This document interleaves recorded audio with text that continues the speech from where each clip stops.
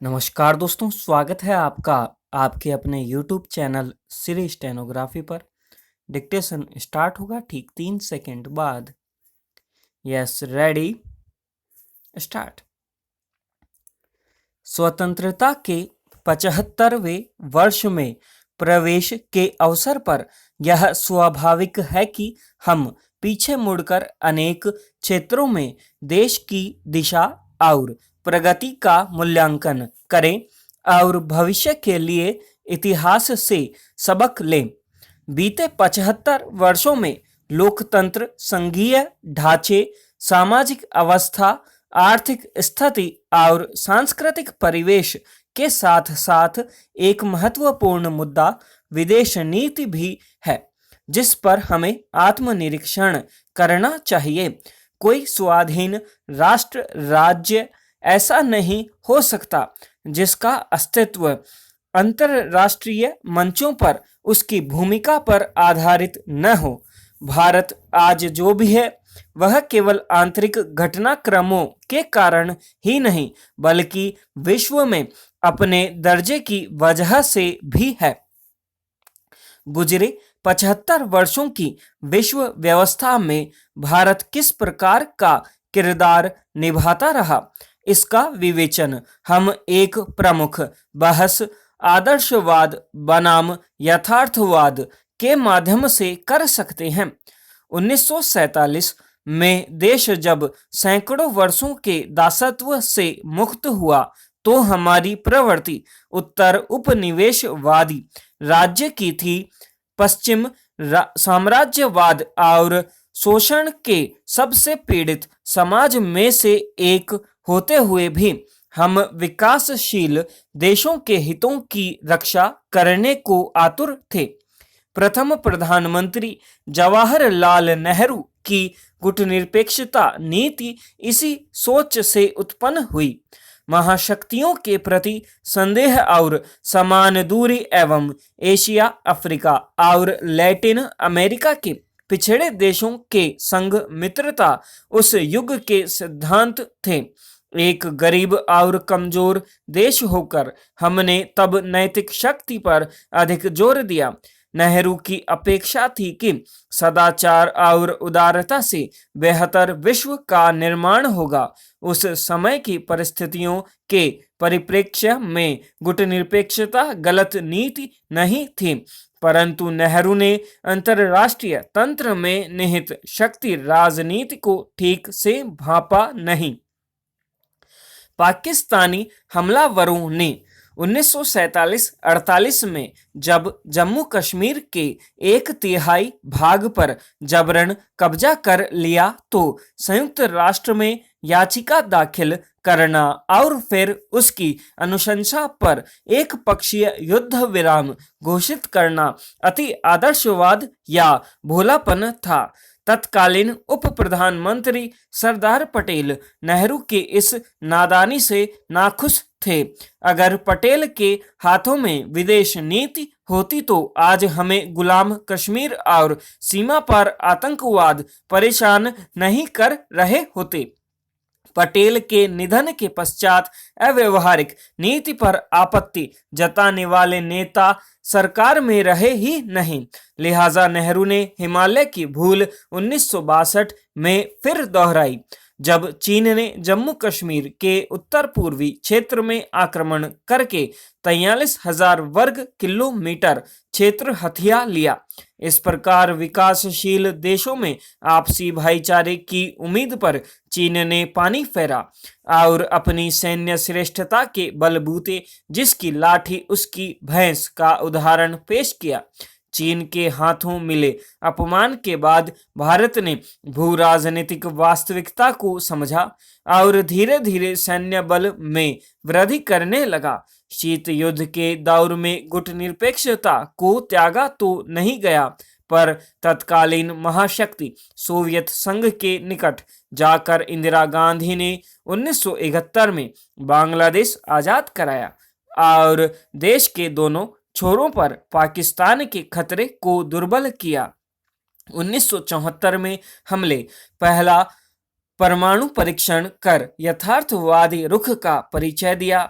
लेकिन विदेश नीति तभी रंग लाती है जब देश आर्थिक रूप से सक्षम बने और अन्य देशों की सुरक्षा और विकास की खातिर खर्च करने के लिए वित्तीय साधन जुटाए।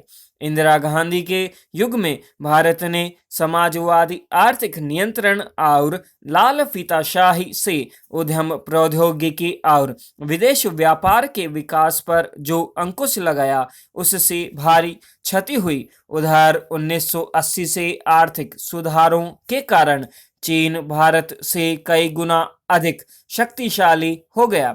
हम आज तक इस अंतर को घटा नहीं पाए हैं। 21वीं सदी में कूटनीति में सफलता पाने के लिए 4 तत्वों का मिश्रण आवश्यक है: सैन्य शक्ति, सामरिक साझेदारियां, निरंतर आर्थिक वृद्धि और सॉफ्ट पावर को बढ़ावा देती नीति। इस लिहाज से भारत ने कुछ उपलब्धियां हासिल की हैं, पर इसमें उल्लेखनीय बदलाव तब आया जब मोदी सरकार ने अमेरिका के साथ सामरिक संबंधों में बेझिझक छलांग लगाई। इससे भारत गुटनिरपेक्षता के चंगुल से निकला और सामरिक तौर पर विश्व पटल पर खिलाड़ी बनने का दावा करने लगा। चाणक्य, कामदंक और शुक्राचार्य जैसे प्राचीन रणनीतिकारों की विरासत को पुनर्जीवित किया गया, जिसे हमने गुलामी की लंबी अवधि और स्वाधीनता के बाद कई दशकों तक भुला दिया था। वर्तमान विदेश मंत्री एस जयशंकर के अनुसार इंडिया अब भारत बन रहा है। इस वजह से भारत बाहरी शत्रुओं के साथ दृढ़ता से पेश आ रहा है। आज चीनी तानाशाही के मंसूबे भयावह हो गए हैं। इसे देखते हुए पश्चिम और पूर्व के कई देश चाहते हैं कि भारत लोकतांत्रिक महाशक्ति बने। जून 2020 में संयुक्त राष्ट्र सुरक्षा परिषद की अस्थायी सदस्यता के चुनाव में भारत ने 192 देशों में से सर्वाधिक 184 मत प्राप्त करके सिद्ध किया कि आज हमारी जो साख है वह विकासशील देशों में अव्वल है। सामरिक लचीलापन, छोटे बहुपक्षीय गठबंधन, मुक्त व्यापार संधियां, भारतीय संस्कृति और आधुनिकीकरण का दुनिया के कोने कोने तक प्रचार की रणनीति से ही आने वाले दशकों में भारत महाशक्ति बन सकता है। अगले 25 साल देश के उत्थान में सबसे महत्वपूर्ण होंगे। विदेश नीति के मामले में अब से 2047 तक हम ठान लें कि विश्व की वास्तविक सच्चाइयों और चुनौतियों का सामना परिपक्व राज्य की भावना से करेंगे, सामरिक अवसर नहीं खोएंगे और उस क्षितिज तक भारत को ले जाएंगे जहां आने वाली पीढ़ियों को गर्व हो कि आजाद भारत ने सचमुच विश्व स्वास्थ्य को बनाने में उत्कृष्ट योगदान दिया। धैर्य रखना साहसी लोगों का लक्षण है। वास्तव में धैर्य का फल मीठा होता है।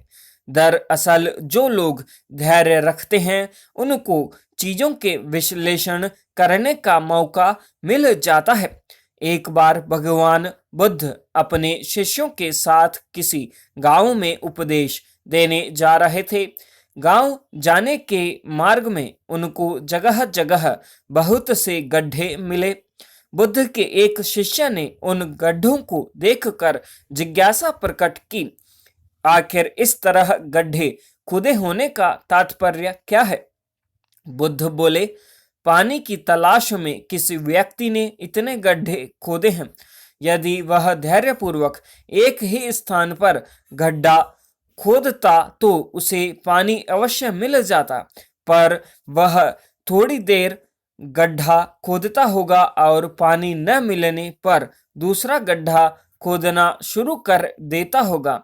व्यक्ति को परिश्रम करने के साथ धैर्य भी रखना चाहिए।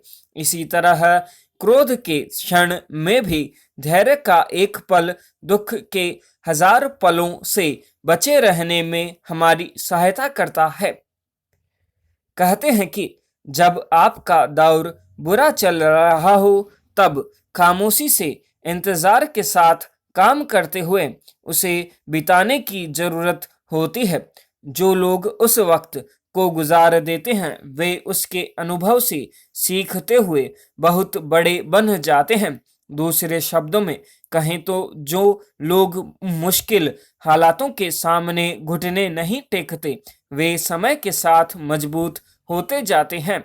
लेकिन इस मजबूती तक पहुंचने के लिए पहले उनको धैर्य की परीक्षा को पास करना होता है।